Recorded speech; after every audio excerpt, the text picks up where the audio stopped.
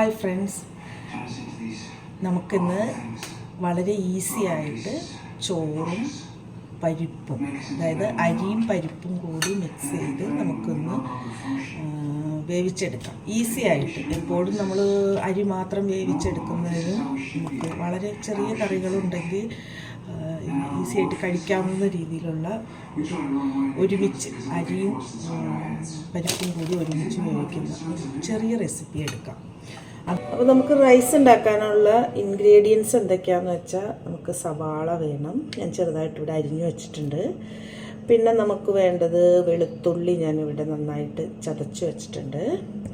പിന്നെ നമുക്ക് ഒരു നുള്ളു മഞ്ഞൾപ്പൊടി വേണം. പിന്നെ നമുക്ക് ഒരു അല്പം ഉപ്പ് വേണം. പിന്നെ ഇത്തിരി കുരുമുളക് പൊടി, എല്ലാം ഒരു 1/4 ടീസ്പൂൺ വെച്ച്. പിന്നെ കുറച്ച് മുളക് പൊടി. പിന്നെ ഇത് ഇവിടെ മാത്രം യൂസ് ചെയ്യുന്നതാണ്. മറാക്ക്, അതായത് സൂപ്പൊക്കെ ഉണ്ടാക്കുമ്പോൾ ഇടുന്ന ഒരു പൗഡറാണ്. നമ്മുടെ നാട്ടിൽ ഇതില്ലാത്തത് കൊണ്ട് ഇത് നമുക്ക് ഓപ്ഷണലാണ്, നമുക്കിത് യൂസ് ചെയ്യാം. ഇത് കുറച്ച്. അപ്പോൾ ഇത്രയും ഇൻഗ്രീഡിയൻസ് ആണ് നമുക്ക് വേണ്ടത്. നമുക്ക് ഇനി പാൻ അടുപ്പത്ത് വയ്ക്കാം. ആദ്യം 1 ഗ്ലാസ് അരി എടുക്കാം. നമുക്കിവിടെ ബിരിയാണി അരിയാണ് എടുക്കുന്നത്. നമ്മൾ ബിരിയാണി അരി വെച്ച് നമുക്ക് 1 ഗ്ലാസ് അരി എടുക്കാം. അരി അളന്നെടുക്കാം. അതിനുശേഷം നമുക്ക് 1/2 ഗ്ലാസ് പരിപ്പ്, ഇവിടെ ഞാൻ പെട്ടെന്ന് വേകുന്ന ചുവന്ന പരിപ്പാണ് എടുത്തേക്കുന്നത്. അതൊരു 1/2 ഗ്ലാസോളം ചുവന്ന പരിപ്പും നമുക്കെടുക്കാം. ഇത് നമുക്കൊരു അല്പനേരം കുതിർത്ത് വയ്ക്കാം. അതിനുശേഷം നമുക്കിതിലേക്ക് ആവശ്യമായിട്ടുള്ള സാധനങ്ങൾ എന്തൊക്കെയാണെന്ന് ഞാൻ കാണിച്ചു തരാം. ഇപ്പോൾ നമുക്കിത് ഒരു 2 ഗ്ലാസ് വെള്ളം ഒഴിച്ച് കഴുകി കുതിർത്താനായിട്ട് വെള്ളത്തിലിട്ട് വയ്ക്കാം. അപ്പോൾ നമുക്ക് പാൻ ചൂടായിട്ടുണ്ട്. പാനിലേക്ക് നമുക്ക് കുറച്ച് ഓയിൽ ഒഴിച്ചു കൊടുക്കാം.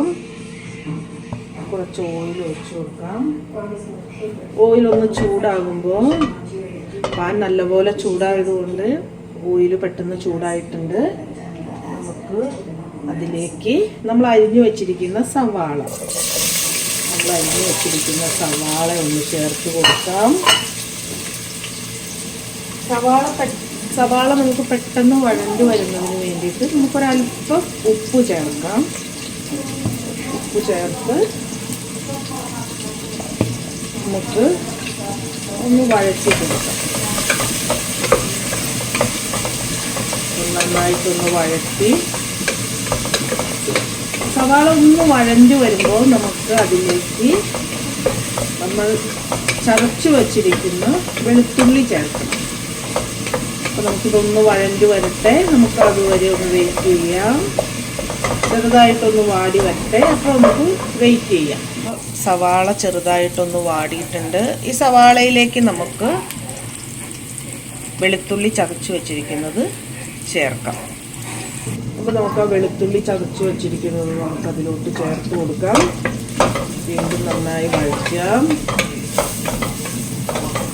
നന്നായി വഴണ്ടു വരുമ്പോൾ നമുക്ക് അതിലേക്ക് നമ്മൾക്ക് ആവശ്യമായിട്ടുള്ള മസാലകളെല്ലാം ചേർത്ത് കൊടുക്കണം. നമ്മൾ നേരത്തെ പറഞ്ഞ മഞ്ഞൾപ്പൊടി, കുരുമുളക് പൊടി, കുറച്ച് മുളക് പൊടി എല്ലാം നമുക്കിതിൽ മിക്സ് ചെയ്ത് കൊടുക്കണം.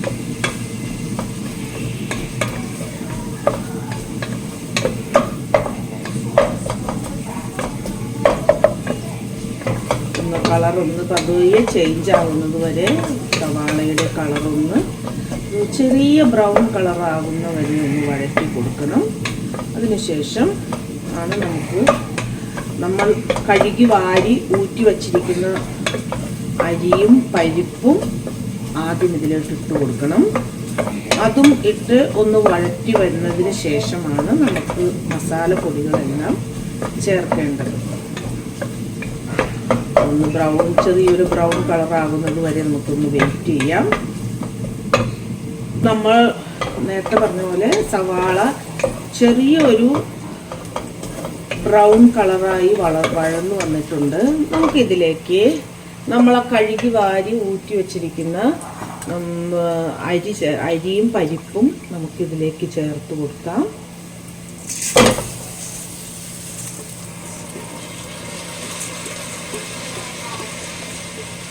വെള്ളം ശരിക്കും പോകേണ്ടതാണ്.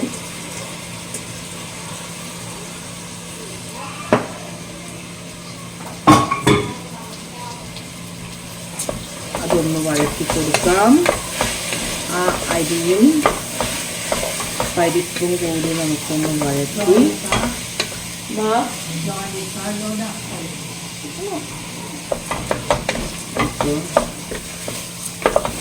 അതിലേക്ക് ചേർത്ത് കൊടുക്കാം.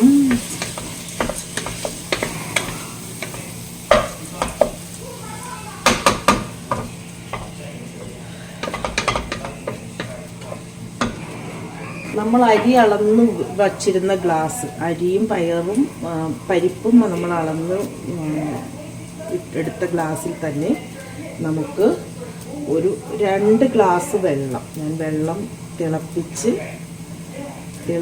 മാറ്റി വച്ചിരുന്നു. നമുക്ക് ആ വെള്ളം ഇതിലേക്ക് 2 ഗ്ലാസ് വെള്ളം നമുക്കിതിലേക്ക് ചേർത്ത് കൊടുക്കാം.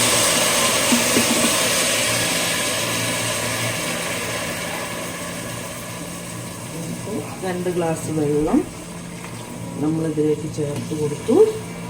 നമുക്ക് നന്നായി ഇളക്കി നമുക്ക്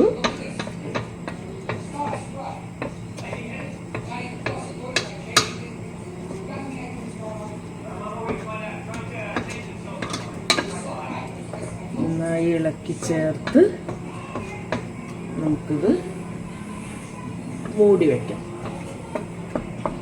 തീ നമുക്ക് വളരെ സിമ്മിലേക്ക് നമുക്ക് മാറ്റാം. ഇതിന് ശേഷം നമുക്കിത് മൂടി വയ്ക്കാം.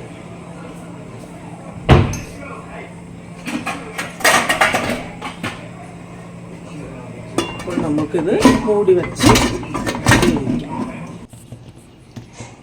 ഫ്രണ്ട്സ്, അപ്പോൾ നമുക്ക് നമ്മുടെ റൈസ് എന്തായി എന്ന് നമുക്ക് നോക്കാം. അപ്പോൾ നമ്മളൊരു 10 മിനിറ്റിൻ്റെ താഴെയായി വെച്ചിട്ട്, അപ്പോൾ നമ്മുടെ റൈസ് നല്ല രീതിയിൽ തന്നെ വെന്തിട്ടുണ്ട്. നല്ല പരിപ്പും നന്നായിട്ട് വെന്തിട്ടുണ്ട്. ഇനി നമുക്ക് നമ്മുടെ ഗ്യാസ് ഓഫ് ചെയ്യാം. ഓക്കെ, അപ്പോൾ വെറും 10 മിനിറ്റിനുള്ളിലാണ് നമുക്ക് ഇത്രയും കാര്യങ്ങൾ ചെയ്ത് എടുക്കാൻ പറ്റിയത്. കുട്ടികൾക്കൊക്കെ ലഞ്ച് ബോക്സിലാക്കാനും എല്ലാം നല്ലൊരു ഫുഡാണ്. നമ്മുടെ നാട്ടിലൊക്കെ ഒരല്പം അച്ചാറും കാര്യങ്ങളൊക്കെ ഉണ്ടെങ്കിൽ, അല്ലെങ്കിൽ ഒരു ചെറിയ കഷ്ണം മീൻ പൊരിച്ചതോ ഒക്കെ ഉണ്ടെങ്കിൽ നമുക്ക് നല്ല രീതിയിൽ തന്നെ കുട്ടികൾക്ക് കൊടുത്തു വിടാനും നമുക്ക് കഴിക്കാനും എല്ലാം ഈസി ആയിട്ടുള്ള ഒരു ഐറ്റമാണ്. നിങ്ങളെല്ലാവരും ട്രൈ ചെയ്ത് നോക്കുക.